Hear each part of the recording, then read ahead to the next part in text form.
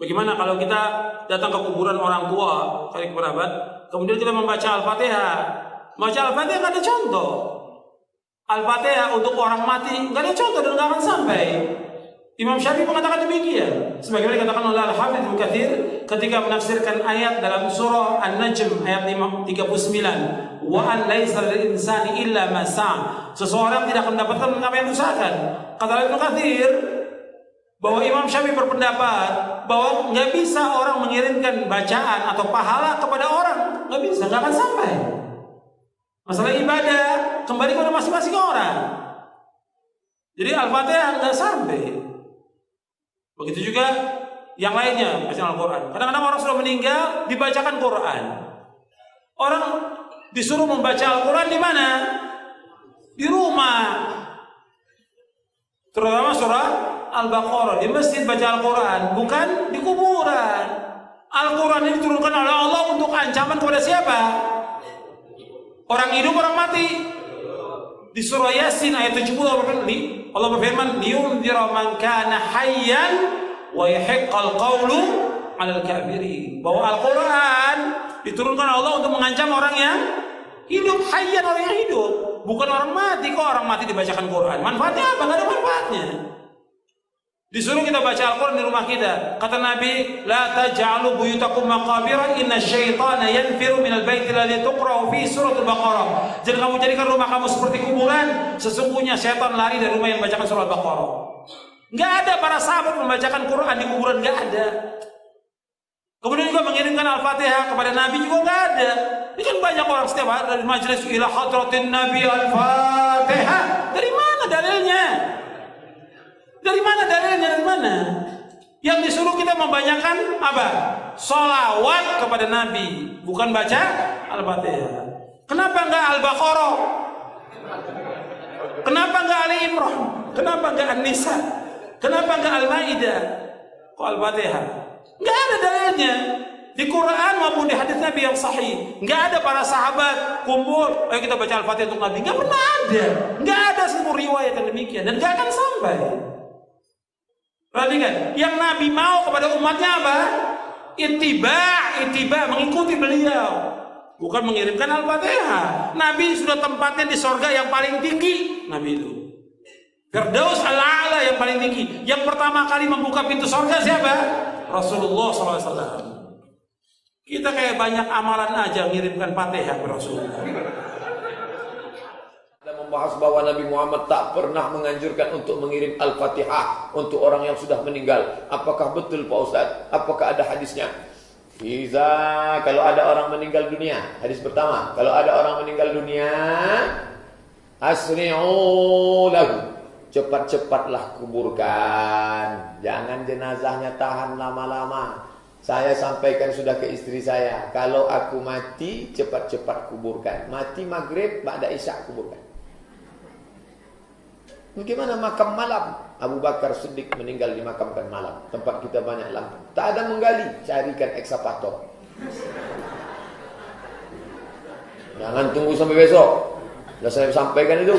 Ini meninggal sore, ditunggulah sampai besok. Kenapa belum jadi kuburkan? Tunggu zuhur. Habis zuhur, anak pula delay pesawat Lion Air 3 jam dari Surabaya. Sampai jam 5 sore, kata sambutan dari RT, RW, tokoh masyarakat, nenek mama, orang Sumando, sadonyo.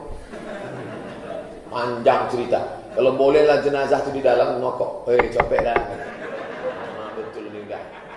Tak sabar mau ikut ruang interview ujian dia. Nah, cepat-cepat. Setelah kalian kuburkan cepat-cepat, bacakanlah pada bagian kepalanya Al-Fatihah. Pada bagian kakinya ujung surat Al-Baqarah, lillahi ma fis samawati wa ma fil ard. Dalil pertama. Terima kasih Pak. Ini kalau ada air ini makin lama biasanya. Dalil kedua, kata Abdullah bin Umar bin Khattab, anak Umar bin Khattab, dalam kitab Ar-Ruh, murid Imam Ibnu Taimiyah punya murid namanya Imam Ibnu Qayyim Al-Jauziyah, nama kitabnya Ar-Ruh. Kalau nanti aku mati, tolong bacakan pangkal surat Al-Baqarah sampai wa ulaika humul muflihun, dan bacakan ujung surat Al-Baqarah, lillahi ma fis samawati wa ma fil ard. Dalil yang kedua. Maka berdasarkan dalil ini, kata mazhab Syafi'i dalam kitab Al-Majmu' Syarah Muhadzab disebut oleh Imam An-Nawawi, wa in khatimul Qur'an, seelok-eloknya bacalah sekhatam Quran. Kalau tak sanggup sekhatam Quran, bacalah hatinya Al-Quran, qalbul Quran, Yasin wal Qur'anil Hakim, innaka laminal mursalin. Kenapa Pak Imam menangis? Belum dibayar hutang.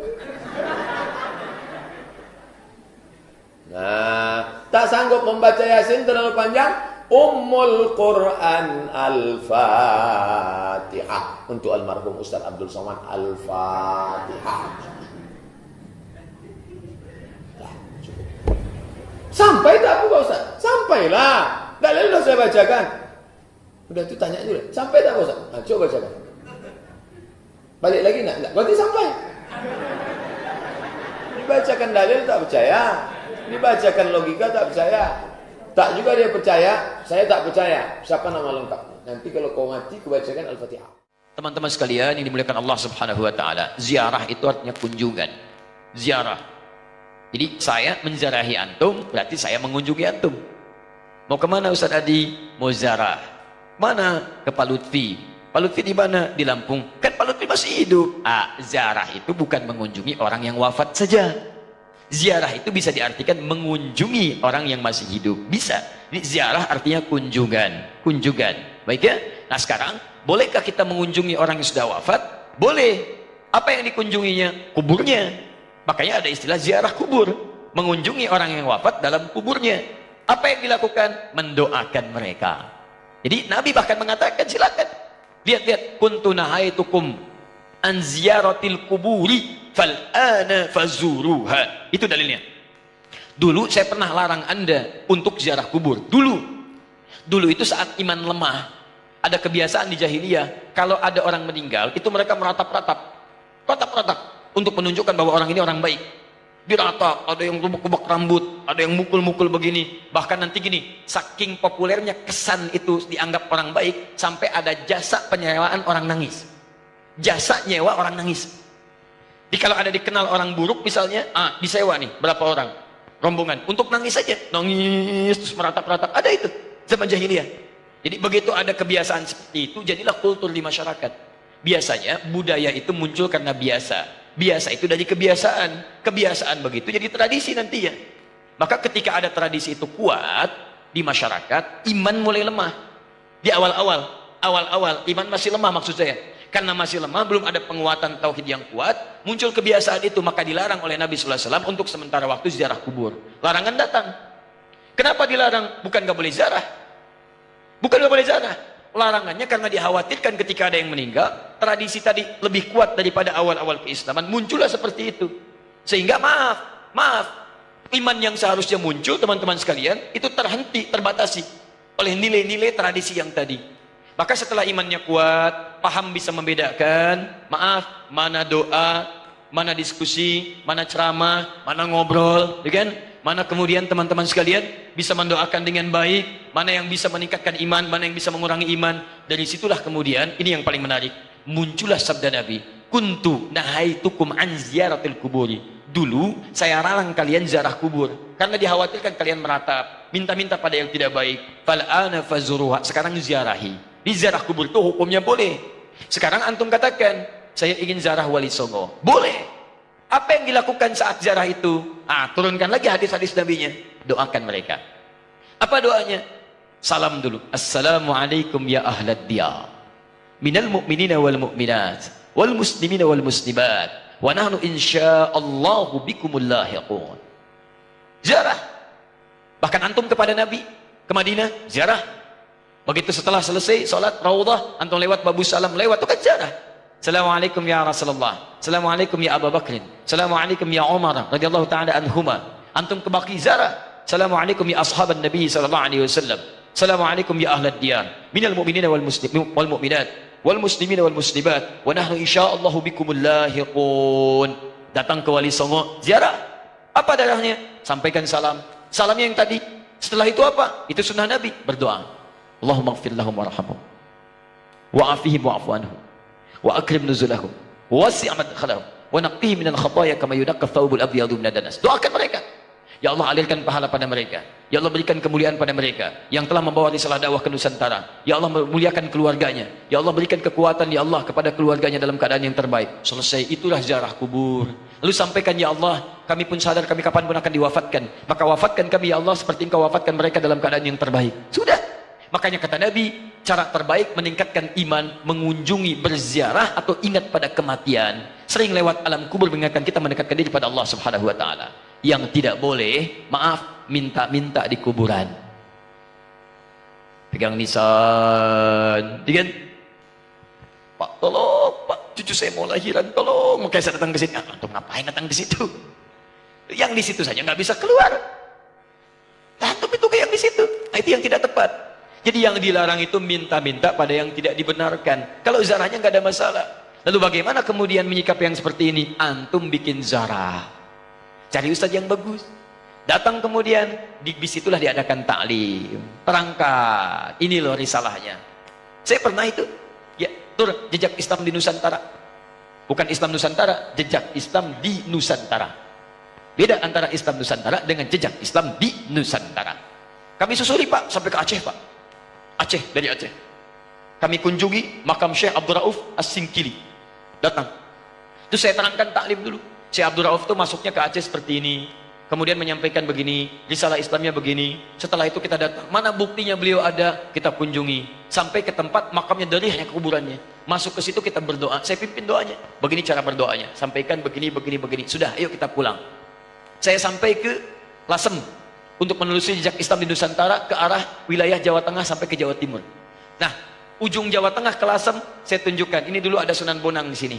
Teman-teman sekalian, nama aslinya ini, asalnya begini, ininya begini. Dari mana taunya? Apakah itu fiktif? Ayo kita lihat. Susuri tempatnya. Ini tempat beliau. Ini tempat awal merapatnya. Ini tempat keluarganya. Ini pas sujudannya. Sampai saya hitung berapa anak tangga sampai ke atasnya. Yang merawat tempatnya itu sampai ke sujudannya. Yang merawatnya namanya Pak Abdul Halim. Begitu antum naik sampai ke atas, sebelah kiri. Di situ antum temukan nanti yang pegang kuncinya Pak Abdul Halim. Ketika bertemu dengan beliau, indah sekali. Pak, ini bukan makam ya. Bukan makam, makamnya itu bukan yang di sini, ini cuma pas sujudannya. Pas sujudan itu tempat beliau kemudian memetakan wilayah, berdoa kepada Allah, minta diberikan kekuatan, bersujud di situ, sholat menghadap ke arah kiblat, seperti Nabi naik ke Gua Hira. Lu memohon kepada Allah beri petunjuk, setelah itu berdakwah di lingkungan sekitaran. Makamnya bukan di sini Pak, tapi yang di bawah. Disamarkan makamnya supaya tidak ada yang mengkultuskannya. Indah keterangannya. Saya ajak jamaah untuk mendengarkan itu semua. Tuh, kan? Sering tertipu kita. Makanya ditutup tuh pas sujudannya juga supaya tidak ada yang mengkultuskan itu. Cuman lihat ke situ, baik, terangkan. Kalau sudah seperti itu enak taklim kitanya. Di sejarahnya paham, ada tokohnya, ada bekasnya, kemudian kita mendoakan, setelah itu kita pulang, selesai. Jadi kita itu tidak harus saling mencolok, gak ada wali songo, begini. Alah, antum ini kenapa sih? Sebelum bilang gak ada, lihat dulu. Lihat, pahami, baca kisahnya, pelajari, ambil inspirasinya. Kalau ada yang meninggalnya, doakan seperti antum datang ke makam Uhud. Datang ke situ, antum doakan, cerita di situ, selesai. Seperti antum datang ke makam Nabi, berdoa di situ, bahas sekitarannya, pulang, selesai. Itulah teman-teman sekalian. Jadi kita ambil cara yang hikmah. Jelas ya? Nah, jadi kita pun tidak harus menyakiti orang lain, tapi meluruskan dengan cara-cara yang terbaik. Hikmah. Ya.